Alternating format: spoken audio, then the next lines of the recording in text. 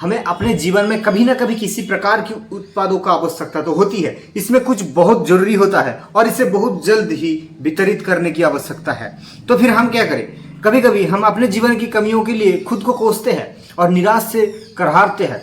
कभी कभी हमें नहीं पता होता है कि क्या करना चाहिए, तो हम एक ही जगह बैठ जाते हैं। लेकिन जानिए, हमारे जीवन में कब कमी होती है, अब समय आ गया है कि परमेश्वर हमारे जीवन में कार्य करे। आपकी कमी, आपकी समस्या, यह भी जो भी है, ये परमेश्वर के लिए हमारे जीवन में इसके माध्यम से कार्य करने का एक सुनहरा अवसर है।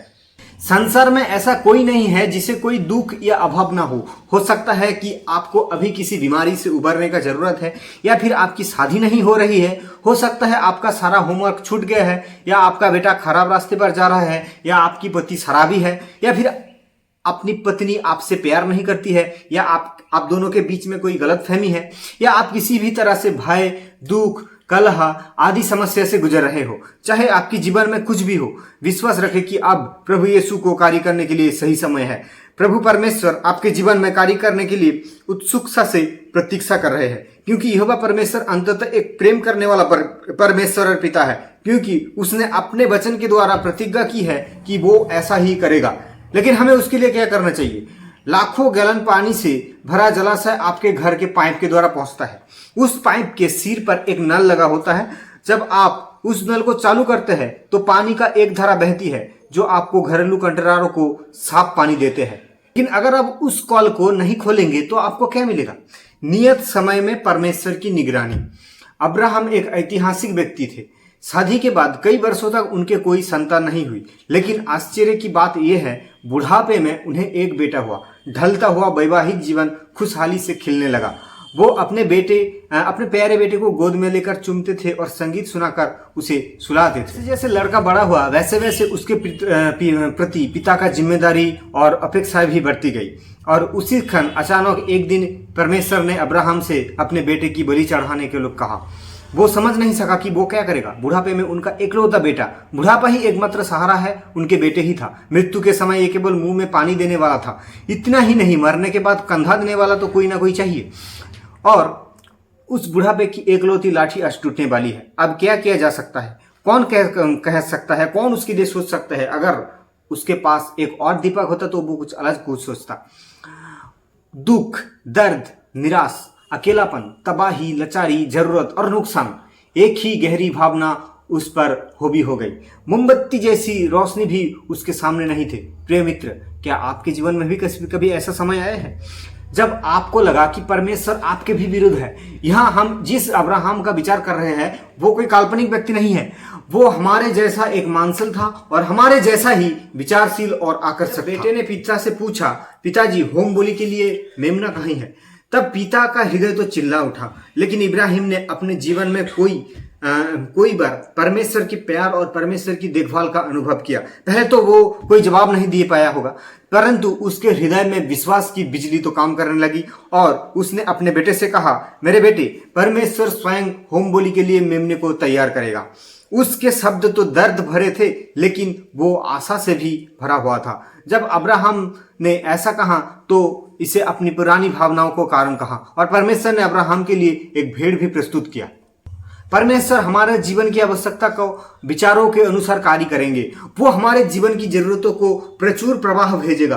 क्या आप ऐसा मानते हो? इस पर विश्वास करना चाहिए। हमारी बुद्धि हमसे कहती है ये कैसे हो सकता है, लेकिन हमारा दिल कहता है कि ये हो सकता है, क्योंकि परमेश्वर का दृढ़ वचन यही प्रमाणित है। एलिया का परमेश्वर जीवित है। अब मैं आपको एक घटना के बारे में मैं बताना चाहता हूँ। एक आदमी अपनी नौकरी छोड़ दी और अपनी पत्नी और अपने बच्चों को परमेश्वर की सेवा में ले गया। उसके पास खाना खरीदने के लिए पैसे नहीं थे। उसने भगवान के सामने, परमेश्वर के सामने प्रतिज्ञा की कि वो किसी सामान के लिए किसी आदमी से नहीं हाथ मांगेगा, नहीं छुएगा। एक दिन जब वो भूखा पैसा बैठा था, तब किसी ने आकर दरवाजा खटखटाया। दरवाजा खोलकर देखा तो सामने एक डक चपरासी खड़ा था। डक चपरासी ने उसे मनी ऑर्डर थमाया। इसके नीचे कुछ इस तरह लिखा है, जब मैं प्रार्थना में प्रभु के साथ संगति में था तो परमेश्वर की आत्मा ने मुझे 1 खजाने रखने को और जो आपके पास भी भेजने के लिए निर्देश दिया। और वो घटना उनके जीवन को अद्भुत कार्य की शुरुआत थी। इस घटना के बाद उनके जीवन में कई अद्भुत घटनाएं घटी। इससे अनेक लोग बहुत सारे लोग सत्य की ओर आकर्षित होते हैं। एक और कहानी जो मैंने पढ़ी थी, मैंने सुनी थी बहुत दिन पहले, इसी प्रकार थी कि एक परिवार में एक पति पत्नी थे और उनके 2 बच्चे थे। वे परमेश्वर के सेवा करते थे, दिल की गहराई से परमेश्वर को पूजते थे, परमेश्वर की आराधना करते थे। वो बहुत ही गरीबी में, अत्यधिक गरीबी में रहते थे। एक दिन उनके घर तो खाने पीने के लिए कुछ भी नहीं था, बच्चे सब भूख में छटपटा रहा था और पत्नी बेचारा तो माँ चुपचाप आंसू बहा रही थी और पति बेचारा लाचार होकर घर की एक कोने में पड़ी थी। तो भी उन्होंने एक जानवर को भागते हुए देखा। उन्होंने देखा कि एक बड़े से चूहे जो भाग रहा है। तभी उनको नजर आया कि एक बड़े आकार का एक ओल की कच्चू जो चूहे ने उनके सामने उठाकर ले जा रहा था और उनके पास ही फेंक दिया। ये बात हंसने के लिए नहीं, मैंने नहीं बोला, आपको सुनकर शायद हंसी आ रहा है, बल्कि ये बात मैंने आपको कही है कि सोचने के लिए। आप सोचो जरा, पति पत्नी ने उस ओल कच्चू को उठाकर पकाया और सभी ने खुशी खुशी अपना पेट भर लिया। परमेश्वर का एक सेवक, एक भविष्यवक्ता नहर के किनारे छिप कर रहा था। उसका नाम था एलिजा। क्या आप जानते हैं उसे खाना किसने दिया था? एक कौवा ने दिया था।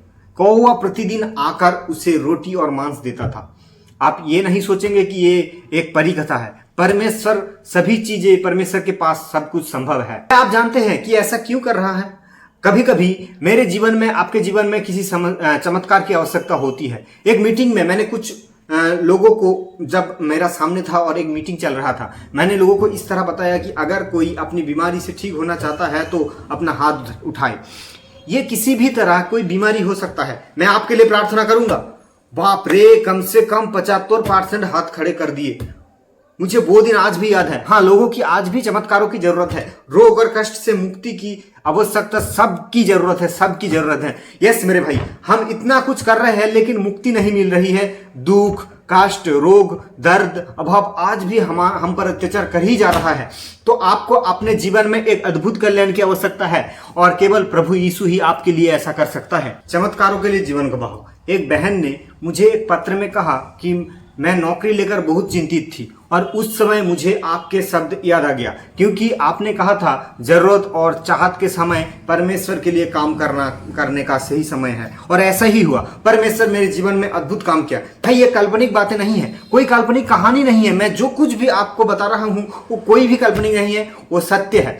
यस मेरे भाई, मेरे दोस्त, ये सब आपके लिए है। आपने किताबें पढ़ते पढ़ते थक गए होंगे, फिर भी करीब नहीं आ सके। अब ज्यादा चिंता करने की आपको जरूरत नहीं है। बेहतर होगा कि आप शांत हो जाए। लेकिन जैसा मैं कहता हूं कि एक बार और प्रयास करें, आप निश्चित रूप से करीब आ सकते हैं। आपका भविष्य उज्जवल होगा, आपकी शादी अवश्य होगा। आप बस विश्वास कीजिए। आप किस पर भरोसा करेंगे? उनका क्या जो परीक्षा पुस्तिका देखते हैं, जो पड़ोसी घातों के है, जो सब सेवक के लिए दुल्हन जुटाया है? नहीं, ऐसा मत करो। प्रभु यीशु मसीह पर अपना विश्वास रखें। प्रभु परमेश्वर ने हमसे वादा किया है कि वो हमारा उपकार करने वाला परमेश्वर है। प्रभु यीशु ने ना केवल हमारे पापों के लिए मरे, बल्कि हमारी बीमारियों के लिए भी मरे। परमेश्वर चाहता है कि हमें स्वतंत्रता और मुक्ति मिले और हम इससे धन्य हो। प्रभु यीशु हमारे प्यारे परमेश्वर है, वो हमारा स्वास्थ्य और कल्याण चाहता है। बहन, इसको इन बातों पर विश्वास हो गया है। बोझ, बेरोजगारी या अन्यथा यदि आप प्रभु यीशु को पुकारेंगे तो उसने अपनी प्रार्थनाएं कहेंगे तो आपकी समस्या दूर हो जाएंगी। वो प्रभु जिसने अब्राहम की मदद की, वो प्रभु जिसने एलिया को खाना खिलाया, वो प्रभु जिसने परमेश्वर के उसके सेवक को सही समय पर भोजन पहुंचाया, वो प्रभु जिसने उस बहन को जो मुझे मैसेज कर रही थी कि वो आज भी काम करने वाला है, विश्वास के साथ उसे बुलाओ, अपनी प्रार्थनाएं उससे समर्पित करो। अगर आपको ऐसा करते हैं तो आज आपको चमत्कार मिल सकता है।